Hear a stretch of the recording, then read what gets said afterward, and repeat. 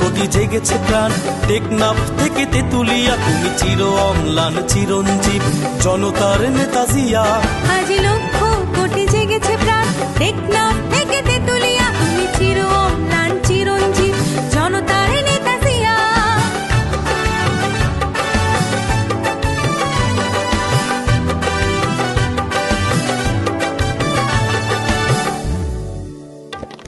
বিসমিল্লাহির রহমানির রহিম। মাগরিব আগত, সময় আছে 12 মিনিট।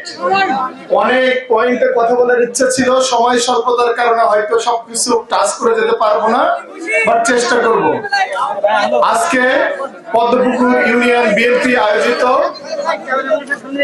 বিএনপি প্রণীত রাষ্ট্র কাঠামো মেরামতের 31 দফা শীর্ষক মত বিনিময় সভায় উপস্থিত আজকের সভার সম্মানিত সভাপতি, আমার অত্যন্ত প্রিয় কাছের বড় ভাই অ্যাডভোকেট কামরুজ্জামান উপস্থিত আছেন। সময় স্বল্পতার কারণে আমি সকলের নাম উল্লেখ করছি না।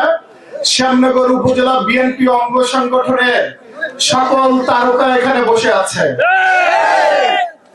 প্রিয় নেতৃবৃন্দ, আপনারা জানেন 17 বছরের কণ্ঠকাকীর্ণ রাজপথ, রক্তাক্ত রাজপথ পেরিয়ে গত 1 বছর যাবৎ বাংলাদেশের 18 কোটি মানুষ শান্তিতে নিঃশ্বাস নিতে পারছে।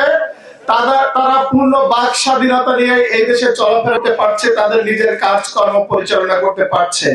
প্রিয় উপস্থিতি, 5ই আগস্ট 2024 বাঙালির জীবনে 1971 যেমন গুরুত্বপূর্ণ, 52 ভাষা আন্দোলন যেমন গুরুত্বপূর্ণ, 90-এর গণ অভ্যুত্থান যেমন গুরুত্বপূর্ণ, আমাদের মহান নেতা শহীদ রাষ্ট্রপতি জিয়াউর রহমান যখন ক্ষমতায় আরোহণ করেছিলেন 7ই নভেম্বর সিপাহী জনতার বিপ্লব যেমন গুরুত্বপূর্ণ, ঠিক তেমনি 5ই আগস্ট পরবর্তী এই সময়টা অত্যন্ত গুরুত্বপূর্ণ বাঙালির জাতীয় জীবনে।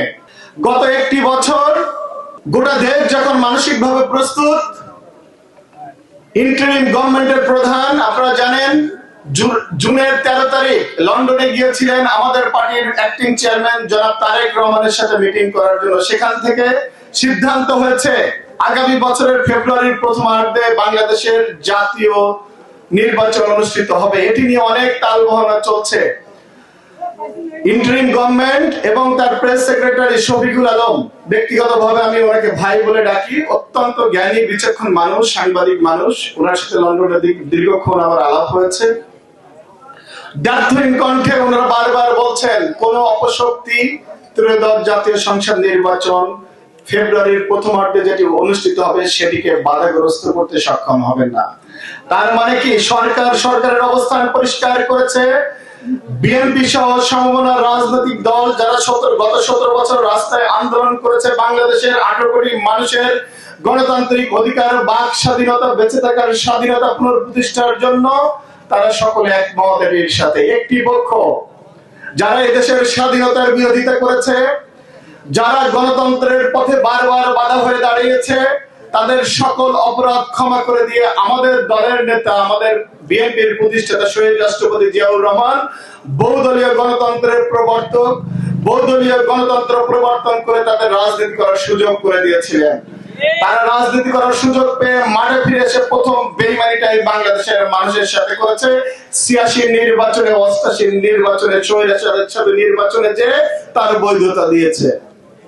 একই কাজ করেছে 96-তে, একই কাজ করেছে আবার এই 2024 সাল পরবর্তী। তারা কেন জানে বাংলাদেশের মানুষ শান্তিতে বসবাস করবে, বাংলাদেশের রাজনৈতিক পরিবেশ স্থিতিশীল থাকবে, এটি তারা চায় না। সময় আছে 5 মিনিট, দ্রুত রেফার করতে হবে।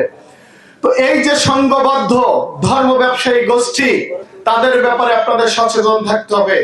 আপনারা যারা এখানে উপস্থিত হয়েছেন, আপনাদের প্রত্যেকের পরিবার আছে, মা বোন আছে, তাদেরকে সে বিভ্রান্ত করে যাচ্ছে ধর্মের দোয়াই দিয়ে ভেস্তের টিকিটের কথা বলে। আপনাদেরকে সতর্ক থাকতে হবে, ওদের ব্যাপারে সচেতন থাকবেন, মা বোনদেরকে বিভ্রান্ত হতে দিবেন না।